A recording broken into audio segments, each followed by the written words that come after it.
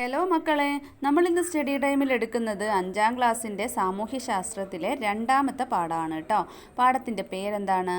ഭക്ഷണവും മനുഷ്യരും. അപ്പോൾ ഫസ്റ്റ് ചാപ്റ്റർ അപ്ലോഡ് ചെയ്തിട്ടുണ്ട്, കാണാത്തവർ പോയി കാണുക കേട്ടോ. നിങ്ങൾക്ക് വീഡിയോൻ്റെ അടിയിൽ കമൻറ്റ് ചെയ്യാൻ പറ്റുന്നില്ല എന്നുണ്ടെങ്കിൽ ഷോർട്സിൻ്റെ അടിയിലൊക്കെ പോയിട്ട് കമൻറ്റ് ചെയ്യാം കേട്ടോ, എന്തെങ്കിലും സംശയങ്ങളുണ്ടെങ്കിൽ. ഒക്ടോബർ 16 ലോക ഭക്ഷ്യദിനത്തോടനുബന്ധിച്ച് ഇന്ന് സ്കൂളിൽ ഭക്ഷ്യമേളയുണ്ടായിരുന്നു. എന്ത് രസമായിരുന്നെന്നോ. ടീച്ചർ പറഞ്ഞതനുസരിച്ച് ക്ലാസ്സിലെ കൂട്ടുകാർ എല്ലാവരും ഓരോരോ വിഭവങ്ങൾ കൊണ്ടുവന്നു. ഞാനും കൂട്ടുകാരും ഓരോ സ്റ്റാളും കണ്ടു നടന്നു. എന്തെല്ലാം വിഭവങ്ങൾ! കപ്പയും ചക്കയും ചെറുധാന്യങ്ങളും കിഴങ്ങുകളും പഴവർഗ്ഗങ്ങളും കൊണ്ടുള്ള വ്യത്യസ്ത വിഭവങ്ങൾ. പായസം, ലഡു, ഹൽവ, കേക്ക്, മിഠായികൾ, ഉപ്പിലിട്ടത്, അങ്ങനെ എത്രമാത്രം വിഭവങ്ങളാണ് ഉണ്ടായിരുന്നത്. ഇതെല്ലാം കണ്ട് എൻ്റെ നാവിൽ വെള്ളം നിറഞ്ഞു. അപ്പോഴേക്കും ക്ലാസ് ടീച്ചർ ഞങ്ങളോടൊപ്പം കൂടി. ടീച്ചർ ഞങ്ങൾക്ക് മിഠായികളും പായസവും ഒക്കെ വാങ്ങിത്തന്നു. എന്തു രുചിയായിരുന്നെന്നോ. ഇപ്പോഴും അവയുടെ രുചി നാവിൽ തങ്ങി നിൽക്കുന്നു. സിബി എന്ന വിദ്യാർത്ഥി എഴുതിയ ഡയറി കുറിപ്പ് വായിച്ചല്ലോ. ഏതൊക്കെ വിഭവങ്ങളാണ് ഈ കുറിപ്പിൽ സൂചിപ്പിക്കുന്നത്? കപ്പ, ചക്ക, ചെറുധാന്യങ്ങൾ, കിഴങ്ങുകൾ, പഴവർഗ്ഗങ്ങൾ എന്നിവ കൊണ്ടുള്ള വിഭവങ്ങളുണ്ട്. അതുപോലെ തന്നെ പായസം, ലഡു, ഹൽവ, കേക്ക്, മിഠായികൾ, ഉപ്പിലിട്ടത്, അങ്ങനെ നിങ്ങൾക്കിവിടെ എഴുതാട്ടോ. ഇവ കൂടാതെ മറ്റെന്തെല്ലാം ഭക്ഷ്യവിഭവങ്ങളാണ് നിങ്ങൾ കഴിച്ചിട്ടുള്ളത്? അവയുടെ ഒരു പട്ടിക തയ്യാറാക്കൂ. അപ്പോൾ നിങ്ങൾക്കറിയാവുന്ന എല്ലാ ഭക്ഷണ സാധനങ്ങളുടെ പേരുകളും നിങ്ങൾക്ക് എഴുതാട്ടോ. നാം കഴിക്കുന്ന ഭക്ഷണത്തിന് വളരെ വലിയൊരു ചരിത്രമുണ്ട്. ആ ചരിത്രം അറിയാൻ നിങ്ങൾക്കും ആഗ്രഹമില്ലേ? അപ്പോൾ ഭക്ഷണത്തിൻ്റെ ചരിത്രമാണ് നമ്മൾ പഠിക്കാൻ പോകുന്നത്. ഭക്ഷണ സമ്പാദനം. മനുഷ്യരുടെ നിലനിൽപ്പിന് അത്യാവശ്യമായ ഘടകങ്ങളിലൊന്നാണ് ഭക്ഷണമെന്ന് നിങ്ങൾക്കറിയാമല്ലോ. എല്ലാ ജീവികൾക്കും ഭക്ഷണം ആവശ്യമാണ്. ആദിമകാലത്ത് ഇലകൾ, പഴങ്ങൾ, കിഴങ്ങുകൾ, ധാന്യങ്ങൾ എന്നിവയായിരുന്നു ജീവികളുടെ ഭക്ഷണം. കൂടാതെ ചില ജീവികൾ മറ്റു ജീവികളെ കൊന്നു ഭക്ഷിക്കുകയും ചെയ്തിരുന്നു. മനുഷ്യരും ആദ്യം അങ്ങനെ തന്നെ ആയിരുന്നു. അപ്പോൾ എന്താ മക്കളെ പറയുന്നത്? എല്ലാ ജീവികൾക്കും ഭക്ഷണം ആവശ്യമാണല്ലേ. പക്ഷേ പണ്ടുള്ള കാലത്ത് ജീവികൾ എന്തൊക്കെയാണ് കഴിച്ചിരുന്നത്? ഇലകളും പഴങ്ങളും കിഴങ്ങുകളും ധാന്യങ്ങളൊക്കെ ആയിരുന്നു. പിന്നെ ചില ജീവികളാണെങ്കിൽ മറ്റ് ജീവികളെ കൊന്നും ഭക്ഷിക്കും. അതുപോലെ തന്നെ ആയിരുന്നു കേട്ടോ മനുഷ്യരും പണ്ട് കാലത്ത്. ചുവടെ നൽകിയിരിക്കുന്ന ചിത്രങ്ങൾ നിരീക്ഷിക്കൂ. ഒന്നാമത്തെ ചിത്രത്തിൽ എന്താണ്? മാനിനെ ആദിമ മനുഷ്യർ വേട്ടയാടുന്നതാണല്ലേ. രണ്ടാമത്തതിൽ ആ വേട്ടയാടിയ മാനിനെ ഭക്ഷിക്കാനായിട്ടല്ലേ തയ്യാറാക്കാൻ കൊണ്ടുപോകുന്നതാണ്. അതുപോലെ തന്നെ ഭക്ഷണത്തിനായി മീനിനെ വേട്ടയാടുന്നു. ആദിമ മനുഷ്യരുടെ ഭക്ഷണ സമ്പാദനത്തെ സൂചിപ്പിക്കുന്ന ചില ചിത്രങ്ങളാണ് മുകളിൽ നൽകിയിരിക്കുന്നത്. ഇതിൽ നിന്ന് അക്കാലത്തെ മനുഷ്യരുടെ ഭക്ഷണ സമ്പാദനത്തെ സംബന്ധിച്ച് എന്തെല്ലാം വിവരങ്ങളാണ് നിങ്ങൾക്ക് മനസ്സിലാക്കാൻ കഴിയുന്നത്? അവർ പണ്ട് കാലത്ത് ഭക്ഷണം ശേഖരിച്ചിരുന്നു. പിന്നെയോ കൂട്ടമായി വേട്ടയാടിയിരുന്നു. കല്ലുകളും കമ്പുകളും ആയുധമായി ഉപയോഗിച്ചു. മൃഗങ്ങളെ വേട്ടയാടിയിരുന്നു. ഭക്ഷണം എല്ലാവരും കൂടെ പങ്കിട്ടെടുത്തിരുന്നു. അതുപോലെ തന്നെ മീനിനെ വേട്ടയാടി ഭക്ഷിച്ചിരുന്നു. ഇങ്ങനെ ഒരുപാട് കാര്യങ്ങൾ നമുക്ക് മനസ്സിലാക്കാൻ പറ്റിയില്ലേ. വേട്ടയാടലിലൂടെയും ശേഖരണത്തിലൂടെയും അവർക്ക് എന്തെല്ലാം ഭക്ഷ്യവസ്തുക്കളായിരിക്കാം ലഭിച്ചിട്ടുണ്ടാവുക? കായ്കനികൾ, വേരുകളും കിഴങ്ങുകളും, മത്സ്യങ്ങൾ, ഭക്ഷ്യയോഗ്യമായ ഇലകൾ, മൃഗങ്ങളുടെ മാംസങ്ങൾ തുടങ്ങിയവയെല്ലാം ലഭിച്ചിരുന്നു അല്ലേ. അടുത്തത് എന്താണ്? തീയും ഭക്ഷണവും. വേട്ടയാടലിലൂടെയും മറ്റ് ലഭിച്ച ഈ ഭക്ഷ്യവസ്തുക്കൾ ആദിമ മനുഷ്യർ പാകം ചെയ്താണോ കഴിച്ചിട്ടുണ്ടാവുക? ആണല്ലേ. അപ്പോൾ ഭക്ഷണം പാകം ചെയ്യാൻ അവർക്ക് എങ്ങനെയാ തീ കിട്ടിയത്? തീ ഉൽപാദനവും നിയന്ത്രണവും. ഉണങ്ങിയ മരങ്ങൾ തമ്മിൽ ഉരഞ്ഞും പാറയിൽ ഉരഞ്ഞും തീ ഉണ്ടാകുന്നത് മനുഷ്യർ കണ്ടു. ഉണക്കമരം പാറയിൽ ഉരച്ചോ കല്ലുകൾ കൂട്ടിമുട്ടിച്ചോ തീ ഉണ്ടാക്കാമെന്ന് അവർക്ക് മനസ്സിലായില്ലേ. ആദ്യകാലങ്ങളിൽ തീയുടെ ഉപയോഗം അറിയാത്തതിനാൽ ലഭ്യമായ വസ്തുക്കൾ പച്ചയായി തന്നെ അവർ ഭക്ഷിച്ചിരുന്നു. പണ്ടൊക്കെ അവർ പച്ചയായിട്ട് തന്നെയാണ് ആദ്യത്തിലൊക്കെ ഭക്ഷിച്ചിരുന്നത്. എന്നാൽ തീയെ നിയന്ത്രിച്ച് ഉപയോഗിക്കാൻ പരിശീലിച്ചതോടെ അവരെന്തായി? ഭക്ഷണം വേവിച്ച് കഴിക്കാൻ തുടങ്ങി. തീ ഉപയോഗിക്കാൻ പരിശീലിച്ചത് മനുഷ്യരുടെ ഭക്ഷണ രീതിയിലുണ്ടായ സുപ്രധാന മാറ്റങ്ങളിൽ ഒന്നാണ്. കാട്ടുതീയിൽപ്പെട്ട് ചത്ത മൃഗങ്ങളുടെ വെന്ത മാംസമായിരിക്കാം അവർ കഴിച്ച ആദ്യത്തെ വേവിച്ച ഭക്ഷണം. തീ ഉണ്ടാക്കാനും അതിനെ നിയന്ത്രിച്ചുപയോഗിക്കാനും പരിശീലിച്ചതോടെ മാംസവും മത്സ്യവുമൊക്കെ ചുട്ടു തിന്നുവാൻ അവർ ആരംഭിച്ചു. ക്രമേണ വേരുകളും കിഴങ്ങുകളും ചുട്ടു തിന്നാൻ തുടങ്ങി. ഇങ്ങനെയാണ് മനുഷ്യർ ഭക്ഷണം പാചകം ചെയ്ത് കഴിക്കുന്ന രീതിയിലേക്ക് എത്തിച്ചേർന്നത്. അപ്പോൾ എങ്ങനെയാ മക്കളെ, ആദ്യ കാലത്തൊന്നും തീ കണ്ടുപിടിച്ചിട്ടില്ലല്ലോ. അപ്പോൾ തീ അവർ കണ്ടുപിടിക്കാത്ത കാലത്ത് പച്ച മാംസവും പച്ച മീനും പച്ച ഇലകളൊക്കെ തന്നെയായിരിക്കാം അവർ കഴിച്ചിട്ടുണ്ടാവുക. പിന്നെ ഫ്രൂട്ട്സൊക്കെ കിട്ടുന്നതിലെ പഴങ്ങളൊക്കെ കഴിച്ചിട്ടുണ്ടാവും. അങ്ങനെയൊക്കെ ആയിരിക്കും അവർ അന്നേക്കുള്ള ആഹാരം കണ്ടെത്തിയിട്ടുണ്ടാവുക. പിന്നെ എന്താണ്, തീയുടെ കണ്ടുപിടുത്തം എങ്ങനെയാണെന്ന് നമ്മൾ പറഞ്ഞല്ലോ അല്ലേ. പിന്നെ ഉണങ്ങിയ മരങ്ങളും കല്ലുകളൊക്കെ തമ്മിൽ കൂട്ടി ഉരതുമ്പോഴാണ് തീ ഉണ്ടാകുന്നത്, കാട്ടുതീ ഉണ്ടാകുന്നതൊക്കെ അവരുടെ ശ്രദ്ധയിൽപ്പെട്ടിട്ടുണ്ടാവും അല്ലേ. അങ്ങനെയാണ് അവർ പിന്നെ തീ കണ്ടുപിടിച്ചത്. പക്ഷേ തീയിൽ ചുട്ട് തിന്നാൽ നല്ല ടേസ്റ്റാണെന്ന് അവർക്ക് എങ്ങനെയാണ് മനസ്സിലായിട്ടുണ്ടാവുക? കാട്ടുതീയൊക്കെ വരുന്ന സമയത്ത് മൃഗങ്ങളൊക്കെ അതിൽ പെട്ടിട്ട് ചത്തുപോകും അല്ലേ, ചത്ത് വെന്ത് പോകും. അപ്പോൾ അത് കഴിച്ചിട്ടാണ് അവർക്ക് മനസ്സിലായിട്ടുണ്ടാവുക തീയിൽ ചുട്ട് തിന്നാൽ നല്ല ടേസ്റ്റാണ് എന്നുള്ളത്. അങ്ങനെയാണ് അവർ ഭക്ഷണം പാകം ചെയ്ത് കഴിക്കുന്ന രീതിയിലേക്ക് എത്തിച്ചേർന്നത്. ഇനി അലഞ്ഞു തിരിഞ്ഞ് നടന്നിരുന്ന മനുഷ്യർ വേട്ടയാടിയും ശേഖരിച്ചൊക്കെയാണ് അന്നേക്കുള്ള ആവശ്യമായിട്ടുള്ള ഭക്ഷണം മാത്രമാണ് നേടിയിരുന്നത്. പിൽക്കാലത്ത് അവരെന്തായി, ഭക്ഷണ സമ്പാദനത്തിനായി മറ്റ് സന്ദർഭങ്ങൾ കൂടെ മറ്റ് മാർഗങ്ങൾ കൂടെ കണ്ടെത്താൻ നിർബന്ധിതരായി. എന്തൊക്കെ സാഹചര്യങ്ങളാണ് ആദിമ മനുഷ്യരുടെ ഭക്ഷണ സമ്പാദനത്തിന് മറ്റ് മാർഗങ്ങൾ കണ്ടെത്താൻ വേണ്ടി നിർബന്ധിതരായത്? ആദ്യം അവർ അന്നേക്കുള്ള ആഹാരം മാത്രമാണ് കണ്ടെത്തിയിരുന്നത് അല്ലേ. പിന്നെ എന്തുകൊണ്ടായിരിക്കാം അവർക്ക് കൂടുതൽ മറ്റ് മാർഗങ്ങൾ കണ്ടെത്തണം എന്നുള്ളതൊരു നിർബന്ധമായത്? ഭക്ഷണത്തിൻ്റെ ലഭ്യത കുറവ്, പിന്നെ ജനസംഖ്യാ വർധനവ്, പരിസ്ഥിതിയിലുണ്ടായ മാറ്റങ്ങൾ, കാട്ടുതീ, പ്രകൃതി ദുരന്തങ്ങൾ, ഭക്ഷണം സംഭരിച്ചു വെക്കാനുള്ള മാർഗങ്ങളൊന്നുമില്ലായ്മ, കാലാവസ്ഥാ വ്യതിയാനം തുടങ്ങിയവയൊക്കെ കൊണ്ടായിരിക്കാം ആദിമ മനുഷ്യർ ഭക്ഷണ സമ്പാദനത്തിനായിട്ട് മാർഗങ്ങൾ കണ്ടെത്താൻ നിർബന്ധിതരായതല്ലേ. ഇനി ഭക്ഷ്യോൽപാദനം. കാലക്രമേണ മനുഷ്യർ ഭക്ഷണാവശ്യത്തിനായി മൃഗങ്ങളെ ഇണക്കി വളർത്തുവാനും സസ്യങ്ങളെ പരിപാലിക്കുവാനും തുടങ്ങി. പണ്ടൊക്കെ ആണെങ്കിൽ എന്താണ്, കിട്ടുന്ന മൃഗങ്ങളെയും സസ്യങ്ങളെയും ഒക്കെ ആഹാരമാക്കിയിരുന്നു അല്ലേ. പക്ഷേ പിന്നെ അവരെന്തായി, അവർക്ക് വേണ്ട ഭക്ഷണത്തെ, നമ്മളിപ്പോൾ കോഴീനൊക്കെ വീട്ടിൽ വളർത്തും പോലെ അവർക്ക് വേണ്ട ജീവികളെ അവർ ഇണക്കി വളർത്താൻ തുടങ്ങി. അവർക്ക് ഭക്ഷണമാക്കേണ്ട ജീവികൾ, അതുപോലെ തന്നെ അവർക്ക് ഭക്ഷണമാക്കേണ്ട സസ്യങ്ങളെ അവർ പരിപാലിച്ച് വളർത്താൻ തുടങ്ങി. ഭക്ഷണ ആവശ്യത്തിനായി അവർ ആദ്യം ഇണക്കി വളർത്തിയത് ആട്, ചെമ്മരിയാട് തുടങ്ങിയ മൃഗങ്ങളെ ആയിരുന്നു അവരാദ്യം ഇണക്കി വളർത്തിയത് ആരൊക്കെയാ? ആട്, ചെമ്മരിയാട് തുടങ്ങിയ മൃഗങ്ങളെ ആയിരുന്നു. മനുഷ്യരോട് ആദ്യം ഇണങ്ങിയതും മനുഷ്യർ ആദ്യം ഇണക്കി വളർത്താൻ ആരംഭിച്ചതുമായ മൃഗമാണ് നായ. മനുഷ്യരോട് വേഗം ഇണങ്ങിച്ചേരാൻ കഴിവുള്ളതിനാൽ വേട്ടയാടലിനും കാവലിനുമായി നായകളെ ഉപയോഗപ്പെടുത്തിയിരുന്നു.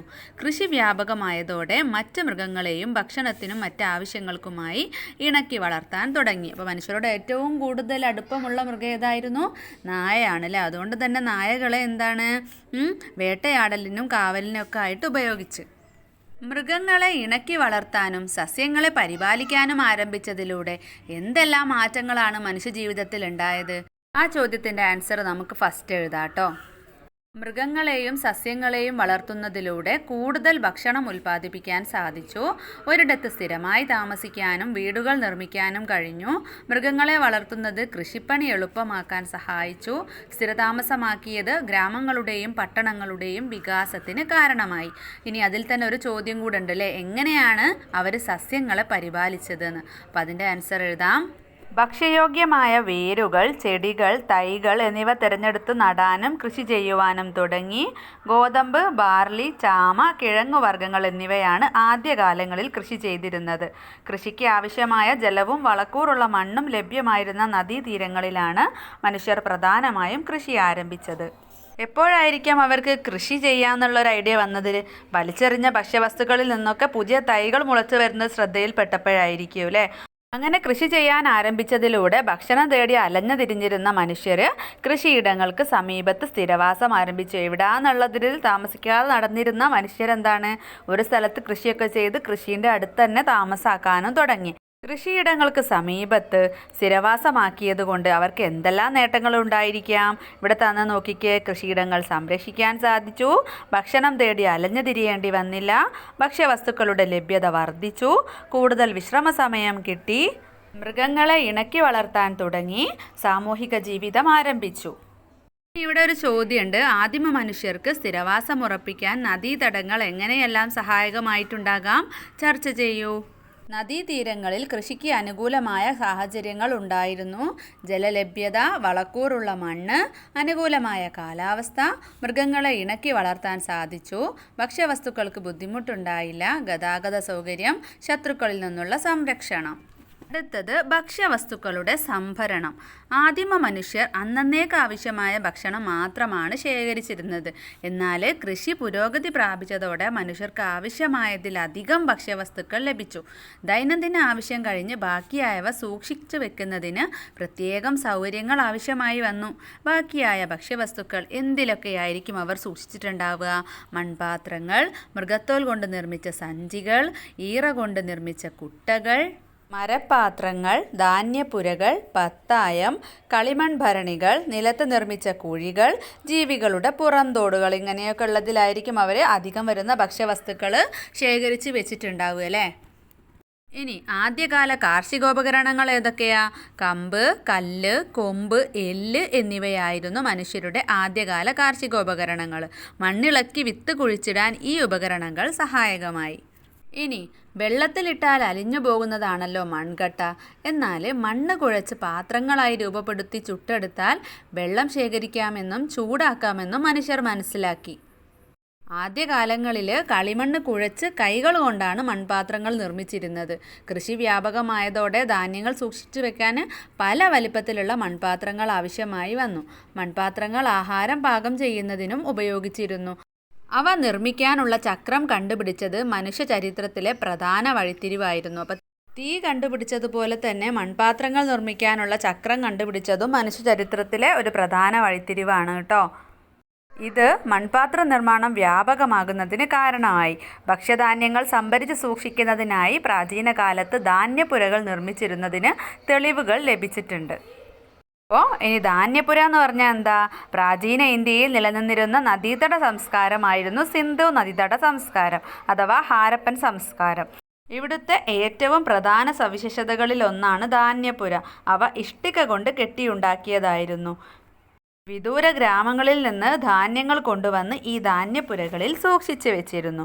നമ്മുടെ നാട്ടിൽ ധാന്യങ്ങൾ സംഭരിച്ചു വെക്കുന്നതിനായി ഭരണികൾ, പത്തായങ്ങൾ എന്നിവ ഉപയോഗിച്ചിരുന്നു പണ്ട് കാലത്ത്. ഇവയ്ക്ക് പുറമെ മറ്റ് എന്തെല്ലാം ഭക്ഷണ സംരക്ഷണ മാർഗങ്ങൾ അന്നത്തെ മനുഷ്യർ സ്വീകരിച്ചിട്ടുണ്ടാവാം? അവയെക്കുറിച്ച് മുതിർന്നവരോട് ചോദിച്ചറിയൂ. അടുത്തൊരു ചോദ്യമാണ്, ആഹാരം പാകം ചെയ്യുന്നതിനും സംഭരിക്കുന്നതിനും ഏതൊക്കെ പാത്രങ്ങളാണ് നിങ്ങളുടെ വീട്ടിൽ ഉപയോഗിക്കുന്നത് എന്ന്. അപ്പോൾ മൺപാത്രങ്ങൾ കൂടാതെ അലൂമിനിയം, സ്റ്റീല്, ഗ്ലാസ്, ചെമ്പ്, വെങ്കലം തുടങ്ങിയവയുടെ പാത്രങ്ങളൊക്കെ ഉപയോഗിച്ചിട്ടുണ്ടാവും അല്ലേ. അടുത്തത് ഭക്ഷ്യവസ്തുക്കളുടെ കൈമാറ്റം. അതിനൊരു പേരൊക്കെ ഉണ്ട് കേട്ടോ. അപ്പം നമുക്ക് പഠിക്കാം. ആദിമ മനുഷ്യർ ആവശ്യത്തിലധികം വന്ന ഭക്ഷ്യവസ്തുക്കൾ പിൽക്കാല ഉപയോഗത്തിനായി സൂക്ഷിച്ചു വെക്കുക മാത്രമാണോ ചെയ്തിരുന്നത്? അല്ല അല്ലേ. പിന്നെയോ? അധികം വന്ന ഭക്ഷ്യവസ്തുക്കൾ പിന്നീടുള്ള ഉപയോഗത്തിനായി സംഭരിക്കുക മാത്രമല്ല, അവ ആവശ്യക്കാർക്ക് കൈമാറ്റം നടത്തുകയും ചെയ്തിരുന്നു. അന്ന് എങ്ങനെയായിരിക്കും ഇത്തരം കൈമാറ്റങ്ങൾ നടന്നിട്ടുണ്ടാവുക? തനിക്ക് ആവശ്യമുള്ള വസ്തുക്കൾ നേടുന്നതിനായി ഓരോരുത്തരും സംഭരിച്ചിരുന്ന വസ്തുക്കൾ മറ്റുള്ളവർക്ക് കൈമാറിയിരുന്നു. അപ്പോൾ അതായത് ഒരാളുടെ കയ്യിൽ കൂടുതലുള്ള ഭക്ഷ്യവസ്തുക്കൾ എന്താണ്, ഇല്ലാത്ത ആൾക്ക് കൊടുക്കും. എന്നിട്ട് ആ ആളേൽ ഏതാണോ കൂടുതലുള്ളതില്ലേ, അത് ഇവർക്ക് ഏതാണോ ആവശ്യമുള്ളത് അങ്ങോട്ടും ഇങ്ങോട്ടും കൊടുക്കുക. നമ്മളിപ്പോൾ പൈസ കൊടുത്തല്ലേ സാധനം വാങ്ങുന്നത്. അതിന് പകരം സാധനം അങ്ങോട്ടും ഇങ്ങോട്ടും കൈമാറാണ് അന്നത്തെ കാലത്തൊക്കെ ചെയ്തിരുന്നത്. അടുത്തത് ഭക്ഷ്യവസ്തുക്കളുടെ കൈമാറ്റം ദക്ഷിണേന്ത്യയിൽ. ഏകദേശം 1500 വർഷങ്ങൾക്ക് മുമ്പ് ദക്ഷിണേന്ത്യയിൽ ഭക്ഷ്യവസ്തുക്കളുടെ കൈമാറ്റം നിലനിന്നിരുന്നതായി സംഘകാല കൃതികളിൽ സൂചിപ്പിച്ചിട്ടുണ്ട്. ഓരോ പ്രദേശത്തുള്ളവരും മറ്റ് പ്രദേശത്തിലുള്ളവർക്ക് അവർ സമാഹരിച്ച ഭക്ഷ്യവസ്തുക്കൾ കൈമാറുകയും അവരിൽ നിന്ന് തങ്ങൾക്ക് ആവശ്യമുള്ളവ സ്വീകരിക്കുകയും ചെയ്തിരുന്നു. കടൽ തീരത്ത് താമസിച്ചിരുന്നവർ മറ്റ് പ്രദേശങ്ങളിലുള്ളവർക്ക് ഉണക്ക മത്സ്യവും ഉപ്പും കൈമാറി. പകരം മറ്റുള്ളവരിൽ നിന്ന് മറ്റ് ഭക്ഷ്യവസ്തുക്കളും വനവിഭവങ്ങളും സ്വീകരിച്ചിരുന്നു. വനപ്രദേശങ്ങളിലുള്ളവർ ഇതര പ്രദേശങ്ങളിലുള്ളവർക്ക് വനവിഭവങ്ങൾ കൈമാറി. സമതലങ്ങളിൽ താമസിച്ചിരുന്നവർ തങ്ങളുടെ കാർഷികോൽപ്പന്നങ്ങൾ ഇതര പ്രദേശങ്ങളിലേക്ക് കൈമാറുകയും ചെയ്തിരുന്നു. അപ്പോൾ ഓരോരുത്തരുടെയും കൈമാറ്റം മനസ്സിലായല്ലോ. ആരുടെ കയ്യിൽ ഏത് പ്രദേശത്താണോ ആ ഒരു പ്രദേശത്തിൻ്റെ സംഭവങ്ങളല്ലേ കൂടുതൽ അവരിൽ ഉണ്ടാവുക. അപ്പോൾ കടൽ തീരത്തുള്ളവരുടെ കയ്യിൽ ഉണക്ക മത്സ്യം ഉപ്പും ഒക്കെ ഉണ്ടാകുമ്പോൾ അതില്ലാത്ത പ്രദേശങ്ങളിലേക്ക് കൊടുക്കും അല്ലേ. അപ്പോൾ അവിടുത്തെ ഭക്ഷ്യവിഭവങ്ങൾ അവർ ഇങ്ങോട്ടും കൊടുക്കും. ഇനി കൈമാറ്റ സമ്പ്രദായം. നാണയ വ്യവസ്ഥ നിലവിൽ വരുന്നതിന് മുമ്പ് സാധനങ്ങൾ പരസ്പരം കൈമാറ്റം ചെയ്യുന്ന രീതിയാണ് ഉണ്ടായിരുന്നത്. ഈ കൈമാറ്റ രീതിയാണ് ബാർട്ടർ സമ്പ്രദായം എന്നറിയപ്പെടുന്നത്. അപ്പോൾ നമ്മൾ ഇതുവരെ പറഞ്ഞ ആ ഒരു രീതിക്ക് എന്ത് പേരാ പറയുന്നത്? ബാർട്ടർ സമ്പ്രദായം. ഇത്തരം കൈമാറ്റങ്ങൾ സമൂഹത്തിൽ നിരവധി മാറ്റങ്ങൾക്ക് ഇടയാക്കി. സാധനങ്ങളുടെ കൈമാറ്റം കച്ചവടത്തിലേക്ക് നയിച്ചു. അതുവഴി ചന്തകൾ രൂപം കൊണ്ടു. ചന്തകൾ ക്രമേണ കച്ചവട കേന്ദ്രങ്ങളായി വികസിച്ചു. സാധനങ്ങൾ വാങ്ങുന്നതിനും വിൽക്കുന്നതിനുമായി ജനങ്ങൾ കച്ചവട കേന്ദ്രങ്ങളിൽ എത്തുകയും അവ ക്രമേണ നഗരങ്ങളായി മാറുകയും ചെയ്തു. അപ്പോൾ ആ ഘട്ടങ്ങൾ മക്കൾ കൂടുതൽ പ്രാവശ്യം വായിക്കുക കേട്ടോ. ആദ്യകാലങ്ങളിൽ കേരളത്തിലെ ജനങ്ങൾ ഭക്ഷ്യവസ്തുക്കൾ ശേഖരിക്കുന്നതിനും വിദൂര സ്ഥലങ്ങളിലേക്ക് കൊണ്ടുപോകുന്നതിനും കൈമാറ്റം ചെയ്യുന്നതിനും എന്തെല്ലാം വസ്തുക്കളും മാർഗങ്ങളുമായിരിക്കാം ഉപയോഗപ്പെടുത്തിയിട്ടുണ്ടാവുക? ചർച്ച ചെയ്യൂ. നദീമാർഗമായിരിക്കും പ്രധാനമായിട്ടും അല്ലേ. പിന്നെ റോഡ് മാർഗം. റോഡ് എന്ന് വെച്ചാൽ ഇന്നത്തെ റോഡ് പോലെയല്ല, അന്നത്തെ ഒരു കാട് വെട്ടിത്തെളിച്ച ഒരു സംഭവം അല്ലേ, റോഡ് പോലെ അങ്ങനെ ഉണ്ടാവും. പിന്നെ കുതിരയെ ഉപയോഗിച്ചിട്ടുണ്ടാവും. മൃഗങ്ങളുടെ പുറത്തൊക്കെ കയറിയിട്ടായിരിക്കുമല്ലേ അവർ പിന്നെ അങ്ങോട്ടും ഇങ്ങോട്ടും സാധനങ്ങളൊക്കെ കൊണ്ടുപോയിട്ടുണ്ടാവുക. അപ്പോൾ അതൊക്കെ നിങ്ങൾ ക്ലാസ്സിൽ ചർച്ച ചെയ്യുക കേട്ടോ. ഇനി മുകളിൽ തന്ന പാരഗ്രാഫ് നോക്കിയിട്ട് നഗരങ്ങളുടെ രൂപീകരണത്തെ സൂചിപ്പിക്കുന്ന ഫ്ലോ ചാർട്ട് പൂർത്തിയാക്കുക. ആദ്യം സാധനങ്ങളുടെ കൈമാറ്റം, കച്ചവടം, ചന്തകൾ, പിന്നെ കച്ചവട കേന്ദ്രങ്ങളായി, പിന്നെ നഗരങ്ങളായി അല്ലേ. പിന്നെ ദേശങ്ങൾ കടന്നും ഭക്ഷ്യവസ്തുക്കളുടെ കൈമാറ്റം. ഭക്ഷ്യവസ്തുക്കളുടെ കൈമാറ്റം ഒരു പ്രദേശത്ത് മാത്രമായി ഒതുങ്ങി നിന്നിരുന്നില്ല. ദേശങ്ങൾ കടന്നും ഈ കൈമാറ്റം വ്യാപിച്ചിരുന്നു. പ്രാചീന കാലം മുതൽ തന്നെ നമ്മുടെ നാടിന് വിദൂര ദേശങ്ങളുമായി സാധനങ്ങളുടെ കൈമാറ്റം ഉണ്ടായിരുന്നു. റോമക്കാർ, ചൈനക്കാർ, അറബികൾ, പേർഷ്യക്കാർ, ജൂതർ എന്നിവരുമായാണ് പ്രധാനമായും കൈമാറ്റം നിലനിന്നിരുന്നത്. അപ്പം എന്താണ്, ഭക്ഷ്യവസ്തുക്കളുടെ കൈമാറ്റം ഒരു പ്രദേശത്ത് മാത്രമല്ല, നമ്മൾ നിൽക്കുന്ന പ്രദേശത്ത് മാത്രമല്ല, മറ്റ് ദേശങ്ങളിലേക്കും വ്യാപിച്ചിരുന്നു. അപ്പോൾ ചിത്രത്തിൽ എങ്ങനെയാണ് കാണുന്നത്? കപ്പൽ മുഖേനയാണ് മറ്റ് ദേശങ്ങളിലേക്കൊക്കെ കൊണ്ടുപോയതായിട്ട് മനസ്സിലാക്കാൻ പറ്റുന്നുണ്ട് അല്ലേ. ചിത്രത്തിൽ കാണുന്ന സുഗന്ധവ്യഞ്ജനങ്ങൾ തിരിച്ചറിഞ്ഞ് അവ ഓരോന്നിനെയും കുറിച്ച് ലഘുകുറിപ്പ് തയ്യാറാക്കുക. ഒന്നാമത്തേതാരാണ്?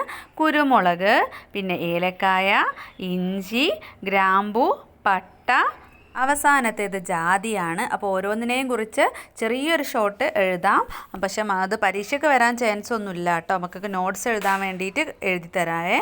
ആദ്യത്തേത് കുരുമുളകാണ്. സുഗന്ധവ്യഞ്ജനങ്ങളുടെ രാജാവ് എന്നറിയപ്പെടുന്നു. കുരുമുളകിൻ്റെ ജന്മദേശം ദക്ഷിണേന്ത്യയിലാണ്. രണ്ടാമത്തേത് ആരാണ്? ഏലമാണ് അല്ലേ. സുഗന്ധവ്യഞ്ജനങ്ങളുടെ റാണി എന്നറിയപ്പെടുന്നു. കേരളത്തിലും ആസാമിലും ധാരാളമായി കൃഷി ചെയ്തു വരുന്നു.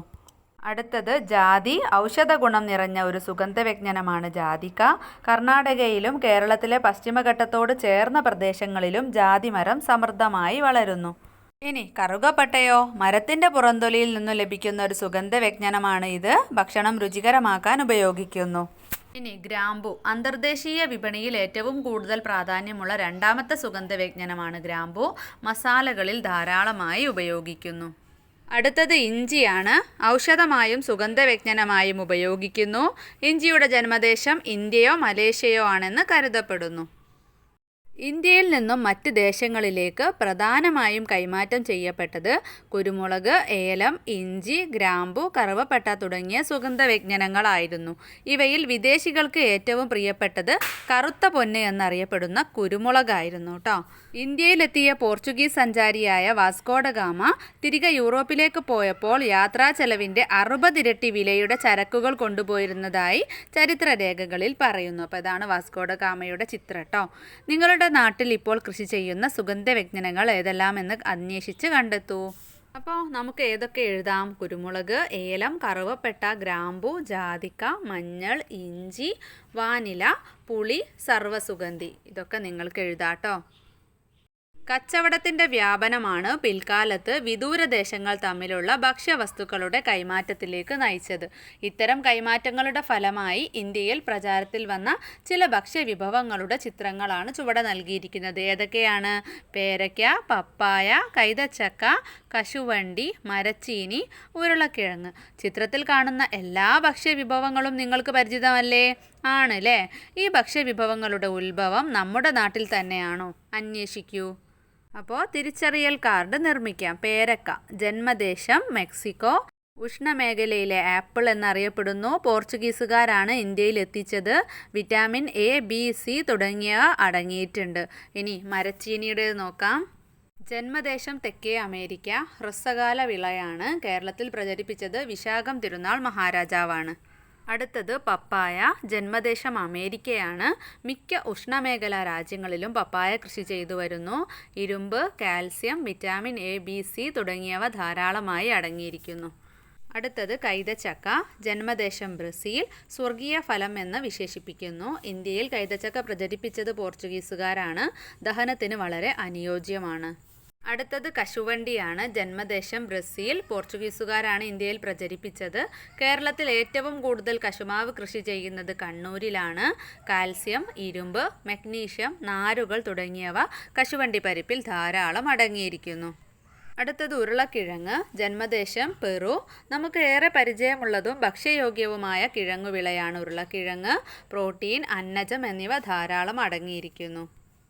ഭക്ഷ്യവിഭവങ്ങളുടെ കൈമാറ്റം ഇപ്പോഴും തുടരുന്നുണ്ട്. കച്ചവടത്തിന് പുറമെ തൊഴിൽ തേടിയും വിദ്യാഭ്യാസത്തിനും വിനോദത്തിനും മറ്റുമായി ലോകത്തിൻ്റെ വിവിധ ഭാഗങ്ങളിലേക്ക് മനുഷ്യർ ഇന്നും സഞ്ചരിച്ചു കൊണ്ടിരിക്കുന്നത് ഈ വിനിമയം കൂടുതൽ വ്യാപകമാക്കുന്നു.